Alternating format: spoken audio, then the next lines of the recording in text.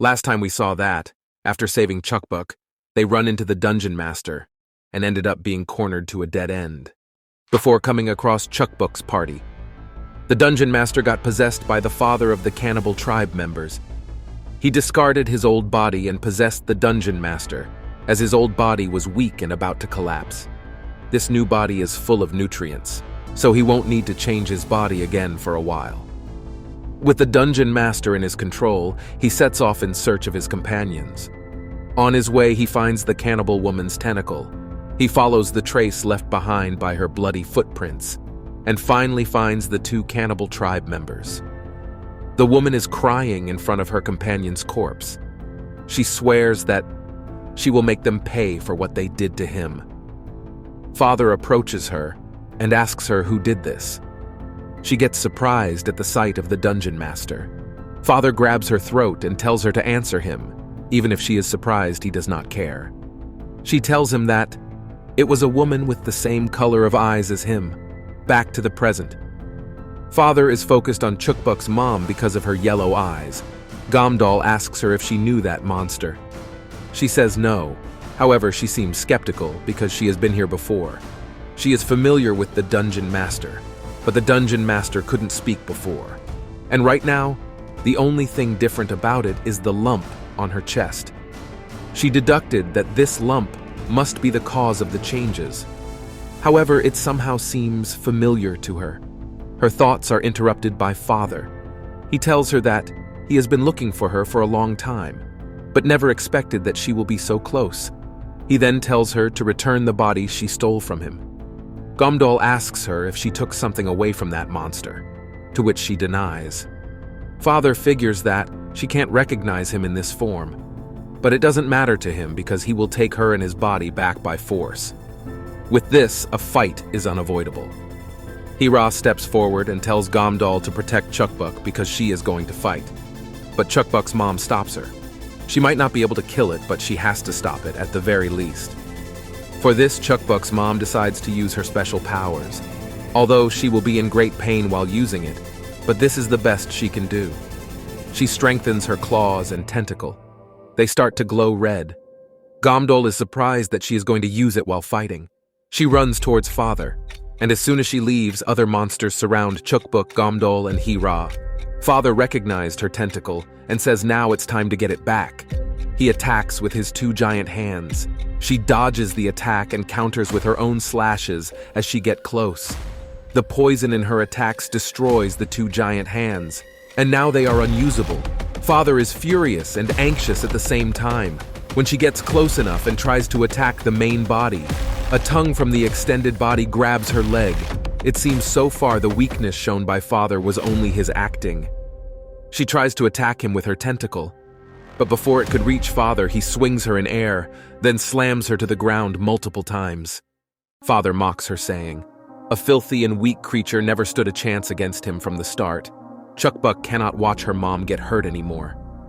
She gets out from inside Gamdal's jacket and runs towards her mom. Hira asks Gamdal to stop her, but he is preoccupied with other monsters. Chuckbuck runs towards her mom and calls out to her. Because of the impact of the fall, Chuckbuck's mom remembers a memory which was dormant in her brain, the time when she was pregnant with Chuckbuck. While running from all the chaos, she feels something at her back. There were 5 tentacles coming out from the back of her neck. She could feel that. This is dangerous. So she grabs it and somehow manages to detach it from herself. She sat there on the ground, thinking it is okay, now she just needs to find a safe place to hide. But then the detached tentacles becomes a hand and jumps at her. Her flashback is cut short by the voice of Chuckbuck. She wakes up to find Chuckbuck confronting Father. She tells him to stop beating Mommy, otherwise she will beat him up.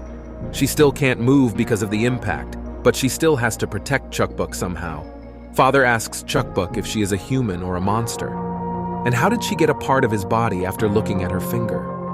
Chuckbuck doesn't understand what he is talking about, but she just tells him to not touch her mommy. Father decides that she is too young to have a proper conversation with. So instead, he decides to just take them both, and he will learn more about them if he opened them up. He raises his giant hand, ready to attack. Chuckbuck is there trying to drag her mom away.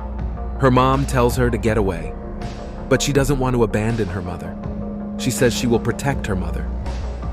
Chuckbuck's mom feels like her daughter is stronger than her for not giving up in this situation. She tries to stand, to protect her daughter, to protect her family. Father slams his giant hand on the ground. Everyone is shocked. Father rejoices in victory, but when he lifts his arm, it's destroyed. Then a bunch of attacks are launched at him, stronger and faster than before. Gamdol and Hee-Ra are in awe. Chuckbuck, in the arm of her mom, is happy that she got another whip. Father is a bit surprised about her sudden awakening, and now a large portion of his new body is destroyed, so he is furious.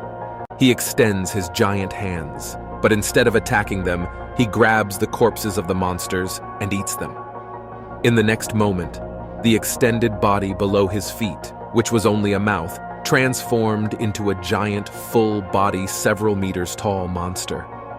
Gamdol falls in despair, thinking, there is no way to escape, and they can't kill this thing. Chuckbuck's mom hands her to Gamdol. He tells her to rethink this. There might be another way out of this. He is worries that she might not make it back this time if she goes. His thoughts are interrupted by Chuckbuck's mom. She grabs his face and tells him that she will be back. So don't worry. Gamdol tells her that he will protect Chuckbuck with his life. Both of them tell her to kick that monster's butt. Father attacks her and expresses his confusion over the fact that she is willing to risk her life to protect her family. He says he also has a family, but in his family, he is the priority, and his children obey his orders to repay the kindness for raising them. That's what he considers a real family. Chuckbuck's mom appears behind him and tells him that is not a family. He is just using them like slaves for his own sake. She attacks him with her whips, but he makes a shield of flesh to protect himself, then swings his giant arms at her. The attack lands, but she counters as she closes the distance towards the main body. Suddenly, her leg is grabbed by two tentacles. Then he grabs her with his left arm. He gradually strengthens his grip around her, just when she is about to lose consciousness. Father stumbles. He has to use his left arm to keep his balance, so he lets go of her. He looks at what caused this, and finds that his leg has been cut off by Hee-Ra. She tells Chuckbuck's mom that she will buy some time, so get rid of this monster. Both get right back into the fight. Chuckbuck and Gamdol are watching from the side and hoping for them to win. Then Chuckbuck and Gamdol see a monster coming towards them. Chuckbuck recognizes him as the monster that almost ate her candies. While fighting, Chuckbuck's mom is thinking about protecting her family and getting out of here. However, Hee-Ra is considering abandoning everyone and running away with Chuckbuck. But nonetheless, she and Chuckbuck's mom will kill this monster at the same time. Now Gamdol and Chuckbuck are facing Dungeon Master's kid. She tells him that this is the monster that bothered her. Gamdol notices that this little kid is angry. The little kid remembers the time Chuckbuck fought with him, and so he is angry. Chuckbuck further provokes him, so he charges at her. But Gamdol tells him to get away and swings his leg at him. The little kid is troubled by this, so he doesn't come any closer. This is unexpected for Gamdol, because he is way weaker than he thought. And for a monster this weak to be in this dungeon doesn't make sense. He wonders what's the reason behind him coming here. The little monster looks at the Dungeon Master, now being controlled by Father, and says, "Mommy." Gamdol heard this and is surprised. The battle between Chuckbuck's mom, Hee-Ra, and Father comes to an end as Hee-Ra lies unconscious, and Chuckbuck's mom is in the hands of the Father. Father tells her that the result was obvious from the beginning. No matter how much she sacrifices for her family or how much new power she has hidden, none of it will make any difference. Despite this, she still has not given up. Father opens his giant mouth to devour her, but before he can eat her, Gamdol calls out to him and tells him to let go of his wife. Otherwise, this kid will be in grave danger. Father figures this must be the Dungeon Master's kid. So what? Gamdol says this kid is a hostage. Father tells him it is meaningless to try arousing his sympathy, but his finger flinched just then. Gamdol further threatens him, saying, "If it's like that, then you don't mind if this kid gets hurt, right?" The little kid calls out to her mommy. Father further looses his control over the master's body and his hand starts shaking violently. Looking at her baby's crying face, the dungeon master remembers her memories with him. She calls out to her baby. Father tries to take back his control, but it doesn't work. So he decides to take back his stolen body part for now by consuming Chuckbuck's mom. But now she is not in his grip, but in front of him. He tries to attack her before she can hit him, but his hand is slashed by Hee-Ra's axe. Chuckbuck's mom slashes at Father directly and removes him from the dungeon master's body. Now she just needs to kill his main body. She goes ahead with the intent to kill, but before her claws reach him, Father stabs her with his tentacle, and the tentacle goes inside her hand. She attacks with her right hand. This time, the cannibal woman stops her attack. She starts to fall down. She experiences excruciating pain because of the backlash of her powers. She tries to attack them as she watched them get away. Gamdol tells her to dodge the falling giant body of the dungeon master. After the fall, Chuckbuck and Gamdol are searching for Hee-Ra and Mom. They come across Hee-Ra and ask her where is Chuckbuck's mom. She tells them where she is. She is standing beside the dungeon master who is on the brink of death. She extends her claws thinking, if she kills her now it will be easier to get the supplies in the future. This is a once-in-a-lifetime chance. But then the master's baby grabs her hand to try to stop her. He calls out to his mother and she also calls him. Looking at these two, she decides to save the dungeon master. She stabs the master on the chest with her whip and starts removing the poison in her body. The kid thought she is attacking his mother, so he starts punching her. Chuckbuck looks at Gamdol with a sad expression. He tells to not worry because Mom is helping her. She is now done removing the poison and stops the kid from punching her. He looks at his mother, who is not dying anymore. He runs towards her while crying. They both hug each other, looking at this mother and son pair. She is reminded of her own daughter.